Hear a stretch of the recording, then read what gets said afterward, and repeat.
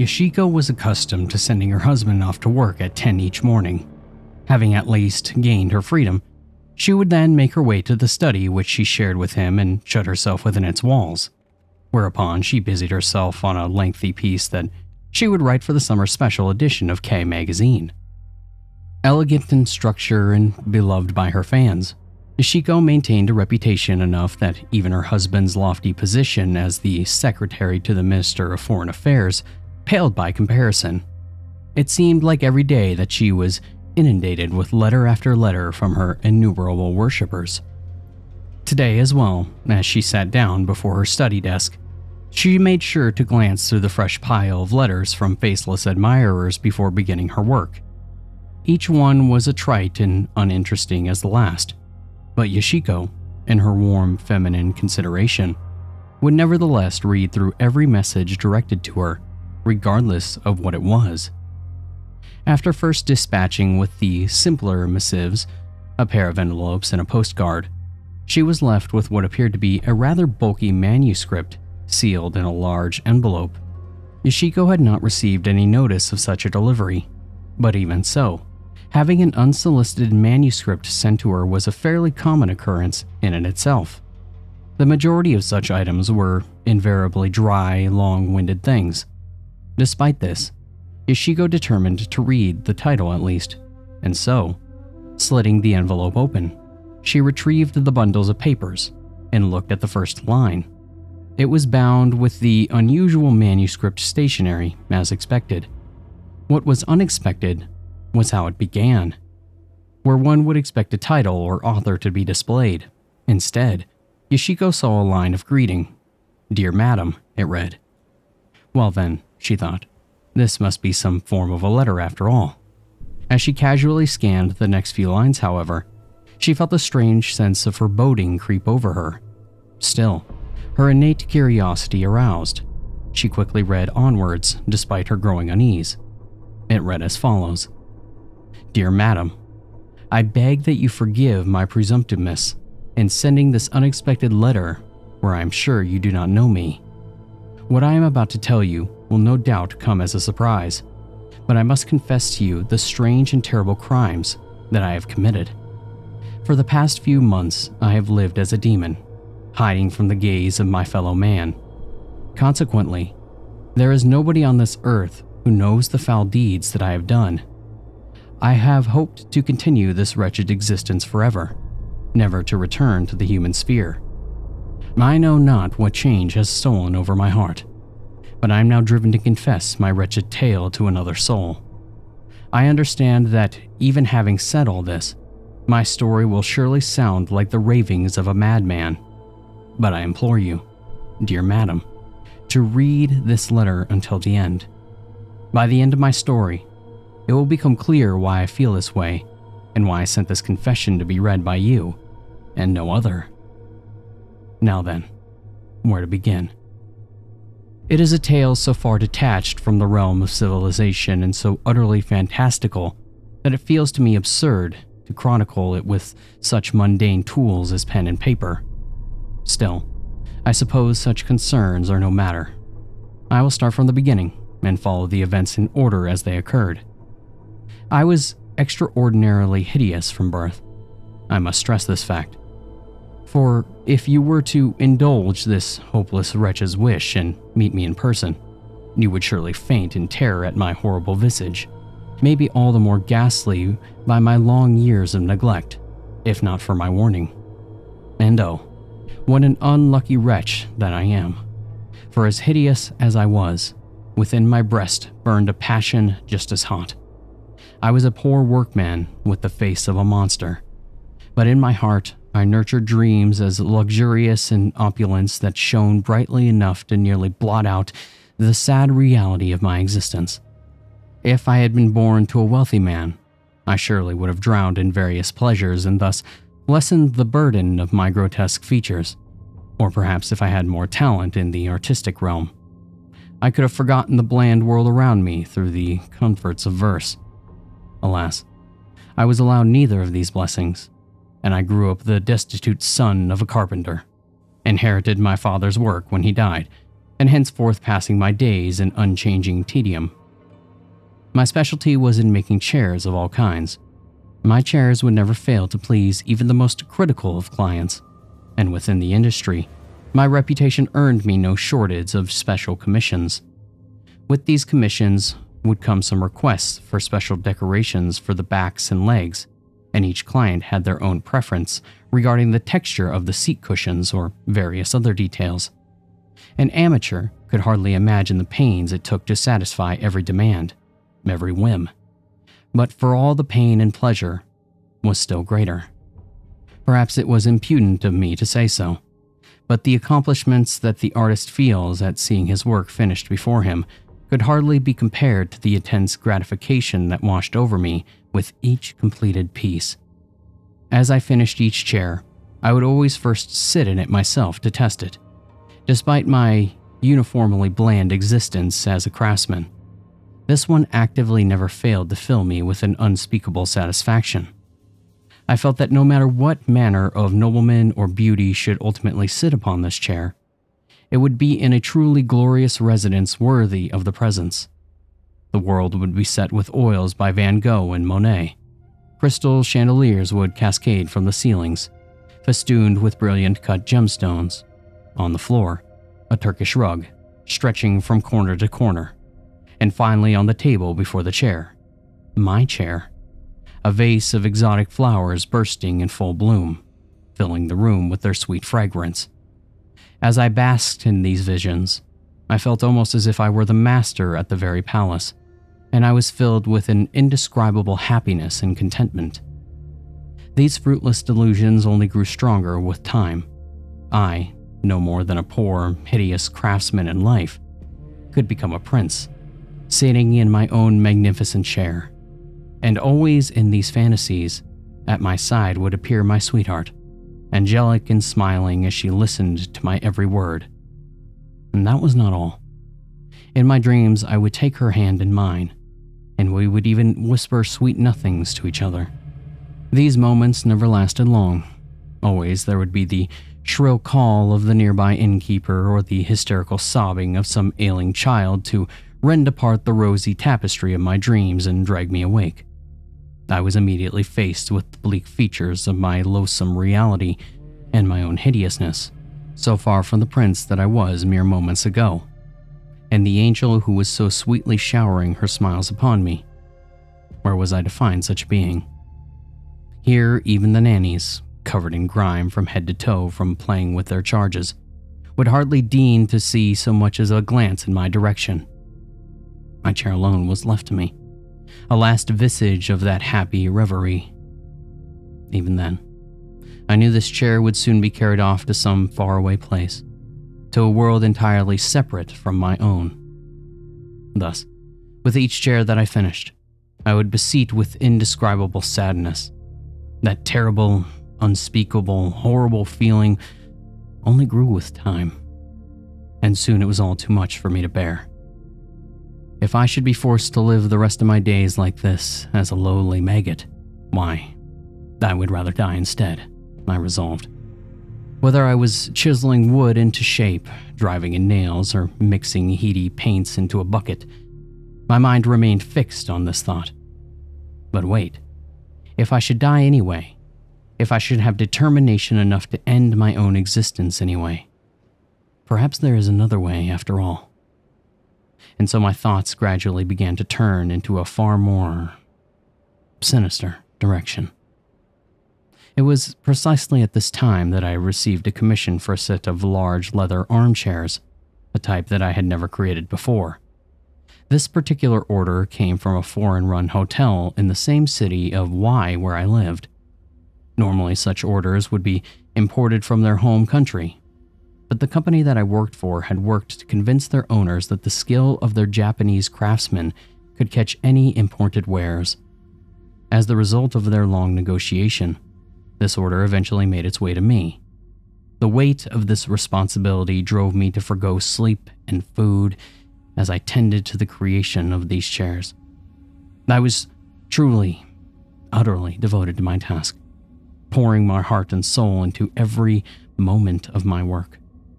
As I gazed upon the finished chairs, I felt a satisfaction unlike any that I had ever experienced.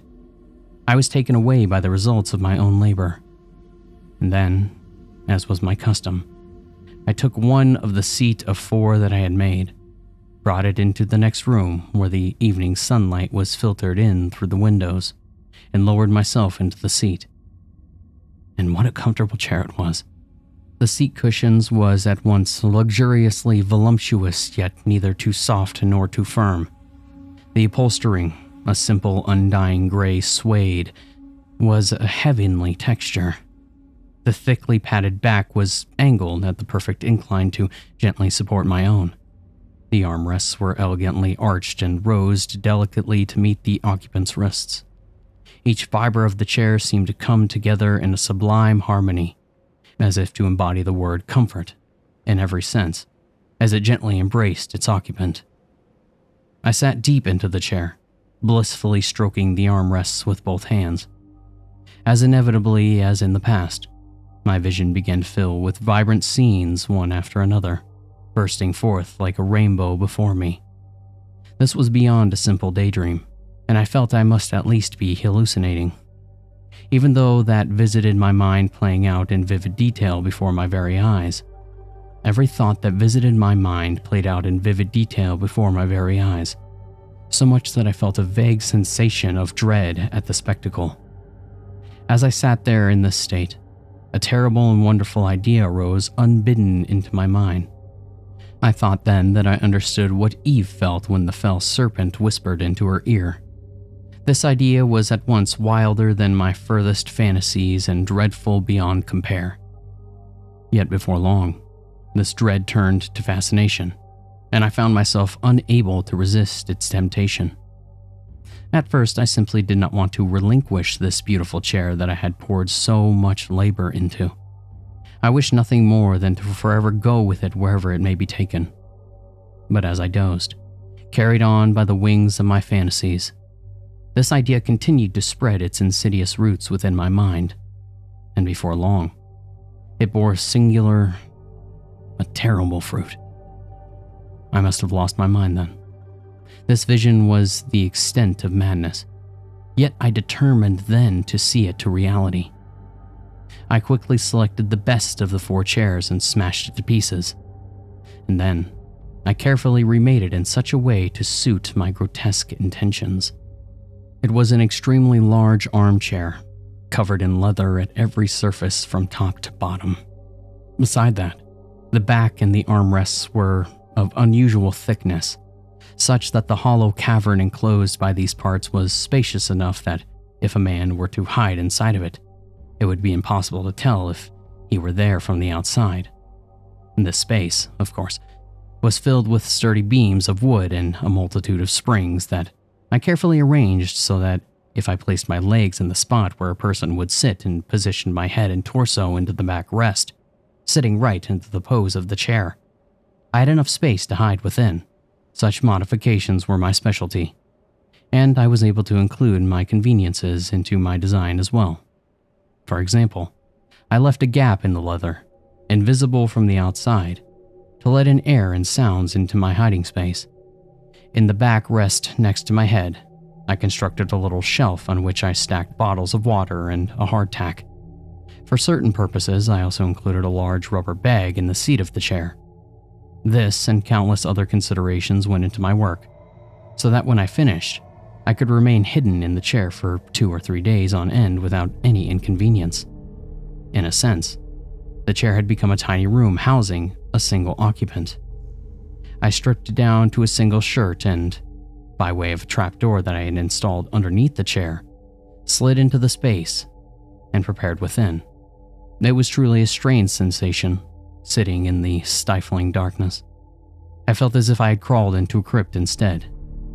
Now, as I think about it, it truly was no different than a tomb. For I crept into the chair, as if donning the helm of Hades. I was completely and utterly vanished from the realm of my fellow man. Before long, a dispatch from the company arrived in a rather large truck to claim the set of 4 chairs.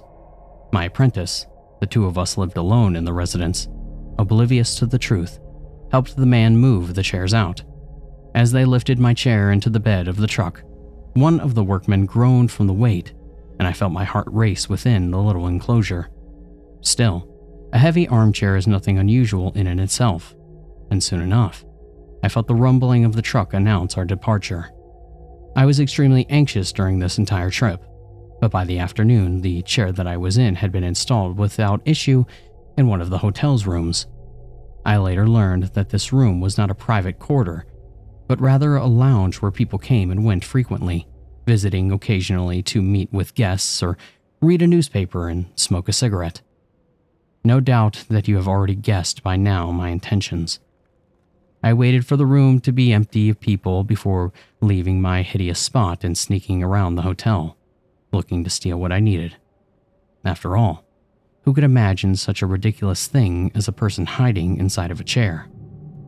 I was a shade among men, free to pillage from room to room as I pleased, and by the time people began to raise an alarm, I simply returned to my spot within the chair, listening with glee to their inept attempts to find me. Have you ever been to shore and seen a type of crab called the hermit crab? It appears as if like a giant spider, and when people are nowhere around, it struts about the shore as if it were king of its kind. The moment it hears the footsteps of a person approaching, it disappears into its shell with amazing speed. There, it ever so slightly stretches its ugly spine claws out before the safety of its shell and waits for its enemy to leave. In that moment, I was truly a hermit crab myself. In lieu of a shell, I had my chair, and instead of the shore, I strutted about the halls of the hotel. In any case, for all that my plan was preposterous and removed from the realm of common sense, and indeed because of this, it succeeded marvelously. By the third day after arriving at the hotel, my thievery had become routine to me. The fear of capture and the thrill of success, combined with the pleasure I derived from hearing the hotel staff scurry here and there, never realizing that the target of their pursuit was mere inches away, proved intoxicating. Unfortunately, I do not have time to go into detail about these adventures. I soon discovered a strange new pleasure, far more fulfilling than mere thievery. It is for the confession of this deed that I write this letter. I must reverse the story a few days when my chair was first placed in the lounge of the hotel. For a while after my arrival, the owners of the hotel came in one after another to test the quality of the chair, and they eventually left, and the silence fell over the room.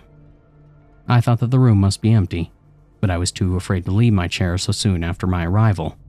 For a long time, or at least this is how it felt, I strained my ears to catch even the slightest noise as I waited. After remaining like this for some time, I heard what sounded like heavy footsteps echoing from what I assumed was the hallway. When the footsteps came as close as 3 yards, the thick carpet that covered the floor of the room muffled them so that I could barely hear. But before long, I heard the ragged breathing of a man. Just as I realized what was about to happen, the heavy body of a large European man slammed into my lap and bounced 2 or 3 times. My thighs were separated from his vast buttocks by only a thin layer of suede, and I could feel his body heat permeate through the thin barrier. His broad shoulders leaned back exactly where my chest was, and his bulky hands stacked on top of mine across the leather.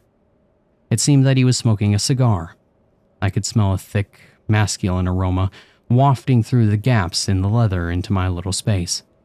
Dear madam, I ask that you imagine yourself in my situation at that moment. It is truly a spectacle bizarre beyond belief. I was beside myself in terror, trying desperately to make myself as small as possible as cold sweat dripped from my armpits. I felt my mind go blank, and I sat there in a daze as time passed. This man was the first of many visitors, who each came and sat down on my lap, before rising and immediately being replaced by another. Not a one realized that I was there, that the soft cushion beneath them was actually the thighs of a man hiding inside the chair. A pitch-black world, locked in all the sides by leather. What a mysterious allure this world held. From inside the walls, humans seemed alien and obscure, far removed from the typical qualities one would associate with humanity. They were reduced to nothing more than a collection of voices, breathing, footsteps, rustling cloth, and a number of round, bouncy mounds of flesh. I found that I was able to identify each of them not by sight, but by touch. One of them was grossly fat and had a texture of rotten fish. Another one was the exact opposite, an extremely skinny individual that felt indistinguishable from a skeleton. Besides that, I became familiar enough with the spines, shoulder blades, arms, thighs, and tailbones of various people that came and went, no matter how similar in stature they were. The sum of this data allowed me to isolate the peculiarities of each and every one. There is no doubt in my mind that human beings can be identified by the texture of their bodies no less precisely than their faces or their fingerprints. The same can be said for the opposite sex. Normally, one would judge potential patterns by their appearance, but within the world of this chair, such considerations were nearly out of the question. All that existed here was the naked flesh, the voice, and the smells. Dear Madam, I hope that I do not offend you with my extreme frankness. In that chair, I fell deeply and fervently in love with a woman's body. Indeed, she was the first woman to sit down on my chair. If I were to imagine from her voice, she was a rather young maiden from a foreign land, and at that moment, nobody else was in the room.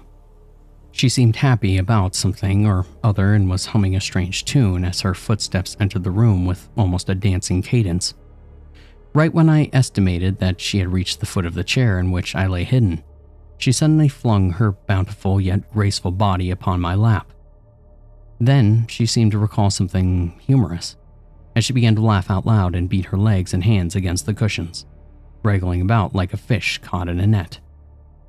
For nearly a half hour following this, she continued to move on top of my lap, occasionally singing a song and matching the rhythm with the little wiggles of her heavy body. This was truly an unimaginable situation for myself. I had considered women to be objects of either worship or fear, having spent my entire life avoiding meeting their gazes with my own. But now, here was a woman that I had never met, from a country that I had never been to, in the same room, on the same chair as me. I was pressed so closely to her that I could feel the warmth of her skin through the thin layer of suede between us. Oblivious to all this, she was reclining in the most leisurely fashion with her full body weight resting on me. From within the chair, I could pretend that I was embracing her from behind. I could shower kisses upon her graceful neck from behind the leather.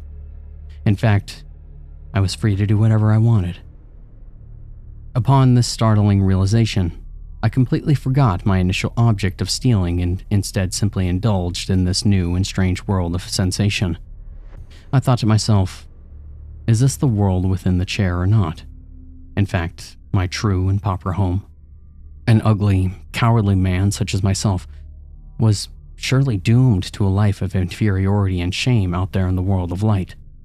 And yet, in this new world, by simply enduring the cramped space within this chair, that same man could draw close, hear the voices of, and even touch the skin of such beautiful woman who would never forgive his presence in the bright world outside.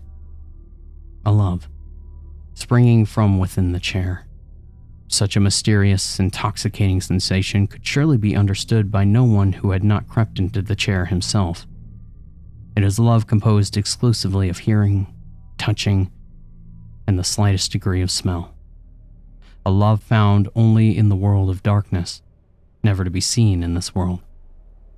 This is, without a doubt, a temptation that belongs to the realms of demons and devils. In fact, I can only imagine what manner of terrible and eldritch matters are conducted in the dark corners of this world, hidden away from the eyes of man. It goes without saying that my intention was, at first, to simply steal what I needed and quit the hotel immediately. Having discovered this all too foreign pleasure, however, I found myself far from leaving, and instead I declared the chair my permanent residence, and continued in this manner with some time. On my nightly expeditions, I took great pains to ensure that I remained silent and invisible, and so I was in no danger of discovery. Even still, I'm amazed by how long I was able to maintain my residence within the chair. Never once throughout the long months attracted the suspicion of any passerby. Night and day, I kept my arms and legs bent within the cramped space inside the chair. My body went numb from this abuse, and I eventually found myself unable to fully straighten. Consequently, when I left my hiding spot and made my way to the kitchen or toilets, I did so on all fours, crawling around on the ground. What madness must have overtaken me then? For even I endured such suffering. I never once thought to abandon the strange and wonderful world of touch. There were the occasional guests who took up residence in the hotel for 1 or 2 months at a time, but as with any hotel, there was a constant flux of visitors coming and leaving. The objects of my own strange love would likewise inevitably shift in time with the flow of guests. Each one left her indelible impression in my heart, but whereas normally these would be associated with a face, their physiques instead were imprinted in my memory. There was one as sprightly as a colt, with a lithe, compact frame. Another was a snake, her body constantly wriggling voluptuously. One woman was like a rubber ball, possessed a body of endless girth and elasticity. Yet another felt as robust as a Greek statue, her body solid and perfectly balanced above me. And there were so many more, each with her own unique traits and her peculiar allure. As my attention was thus constantly drawn from each woman to the next, the days brought a number of completely unrelated experiences. The first was when an ambassador from a large European nation, I learned this fact from the passing conversation of the Japanese staff, placed his immense frame squarely upon my lap. Eventually, he was known more as a poet than a politician, but for his frame, I felt pride as much as excitement at the opportunity to become acquainted with the touch of his skin. He spoke with 2 or 3 of his countrymen for only about 10 minutes before standing and leaving. Of course, I had no clue as to what the topic of conversation was, but with every gesture, he would shift around as well. This, combined with an unusually warm body temperature, produced an almost ticklish sensation that eludes description. At that moment, I suddenly thought, what if? What if I were to take a sharp knife and plunge it through the thin leather, pierce through the man's heart? Of course, such a wound would surely be fatal. The political spheres, both in his home country and in Japan, would be in a frenzy over such an event. Newspapers would fill their front pages with headlines of his tragedy. Furthermore, his death would not only impact the diplomatic relationships between his own country and mine, but to lose a man of his talent would no doubt deal a grievous blow to the world of art as well.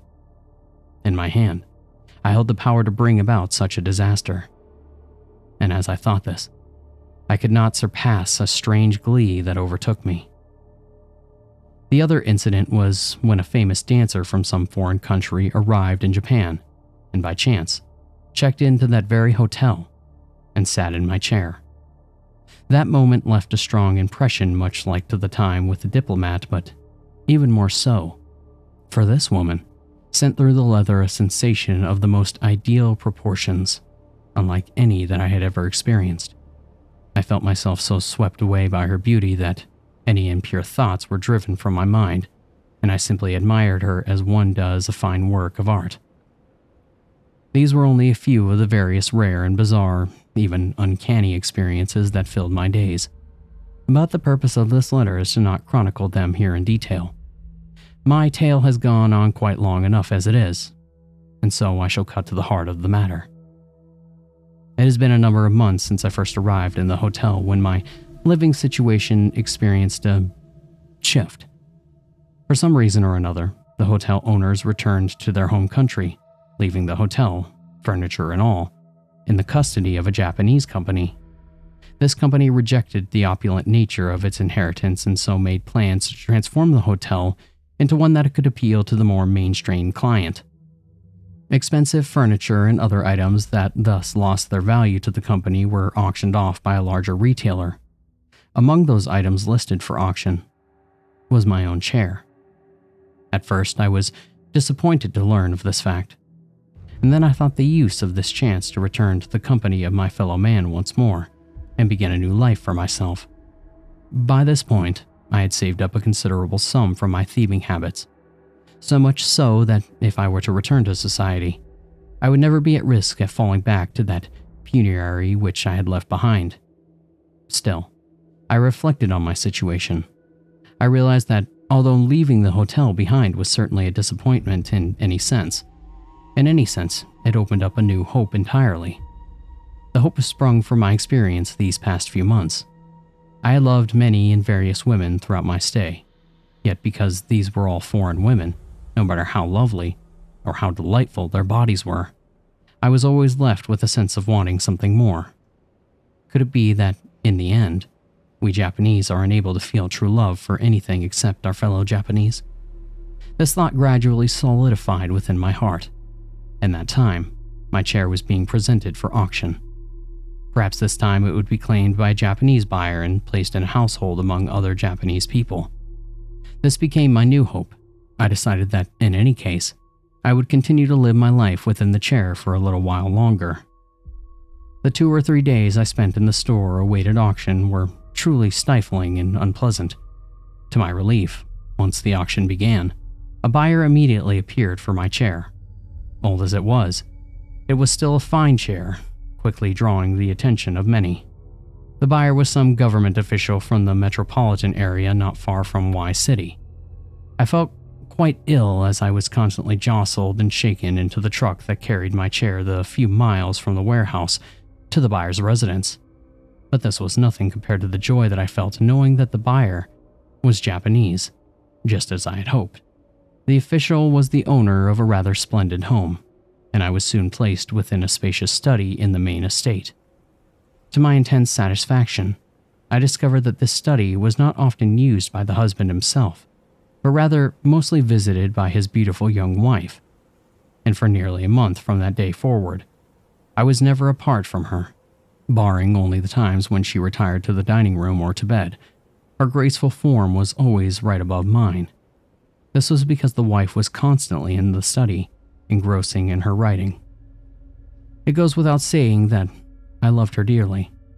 Not only was she the first Japanese woman that I encountered, but her body was of truly exquisite beauty, and for the first time in my life, I felt true love. By comparison, none of the experiences in the hotel could be worthy of the title of love. As proof of this, I had never once thought to do anything more than enjoy my secret caress before, but now I fervently wished to make myself known to her. I wanted her to recognize my existence within the chair, and as laughably selfish as it is, I wanted her to love me. But how do I indicate such to her? If she were to suddenly learn that someone was hiding within her chair, she would surely call for her husband or the maids in her surprise, and all my plans would come to nothing, and I would face the judgment of the law for a heinous crime. And so I endeavored to provide her with the most comfortable seat that I could so that she would think fondly of this chair. As an artist, she doubtlessly possessed more sensitive faculties than others. I hoped that she would sense the life within the chair and feel a sense of love for it, not a lump of matter, but that of a living creature. When she placed her weight upon my body, I strove to receive her as softly and comfortably as I could. When I sensed that she was tired, I would adjust the angle of my lap to shift her position, carefully moving just enough so that she would not notice. And when she dozed above me, I even so gently rocked my lap back and forth to simulate the motions of a cradle. Perhaps my efforts were rewarded, or perhaps it was simply wishful thinking, but it seemed that recently she started to show love for my chair. She sank her body into my chair with the sweet affection that a mother shows for her infant, or a maiden shows in her lover's embrace. For my own part, the feeling of her moving around atop my lap was soon deeply familiar to me as well. Thus, my passions grew day by day.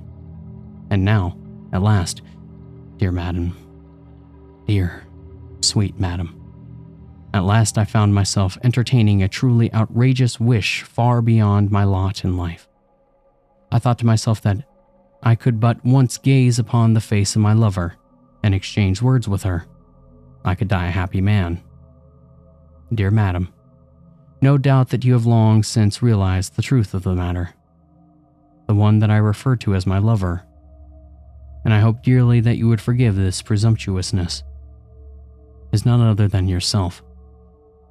From that day that your husband purchased my chair from the warehouse in Wine City, I have been here, a miserable man with nothing to offer but my love to you. Dear Madam, if you would be so kind as to grant my one request, could I ask that you meet me, just once? Would you please offer just one word of comfort to this miserable, abominable wretch? I ask for nothing more. I am simply too wretched and loathsome to do so. Please, please would you grant this last ardent wish of a truly unhappy man?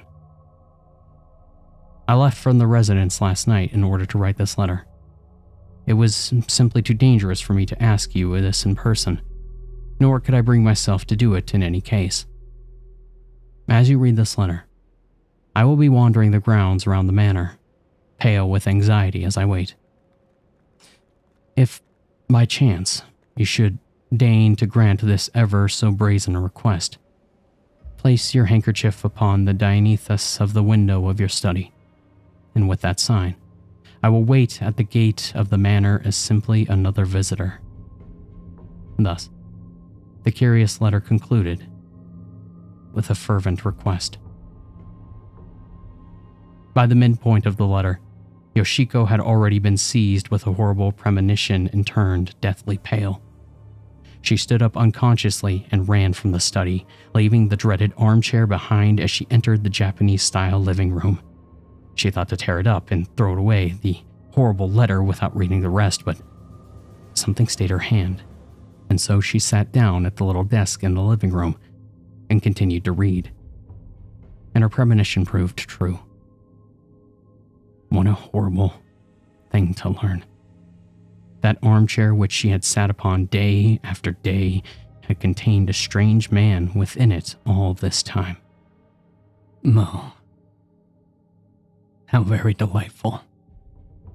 Yoshiko felt a chill run down her back as her body began to tremble. She stood there in a daze, unable to fully comprehend the situation and completely helpless for a solution. Examine the chair. No, she could hardly even bear the thought. Even if the chair no longer held its usual resident, there was no doubt in her mind that some filthy residue remained, whether from his meals or from his body. Madam, a letter sent for you. She gave a start and turned to see a member of the maid staff standing there with an envelope that had just arrived. Yoshiko took the envelope from her and reflexively moved to open it to retrieve its contents when she saw the address upon it. She recoiled in horror, the envelope falling from her hands. There, in a hand identical to that which had written the loathsome letter from earlier, was written her own name. And for a long time she debated whether she would open the envelope or not. At last, she tore open the seal and, with trembling fingers, withdrew the letter from within and read its contents. It was a remarkably short letter, but even so, the first few lines that composed it were enough to give Yoshiko another surprise. I beg that you forgive my impudence in sending this sudden letter. I have always enjoyed reading your works. Enclosed in a separate envelope is a rough manuscript of my own writing. If you would be so kind as to read it and provide your honest critique of it, I would be honored beyond words. For certain reasons, I have taken the liberty of posting the manuscript before writing this letter, and so I assume that by the time that you are reading this, you will have read the manuscript already. What did you think of it? If my little ramblings would have left you with a lasting impression, then I would certainly be pleased to hear it. I intentionally omitted the title of this manuscript, but I am thinking of a title now. The Human Chair. I hope you can look past my rudeness.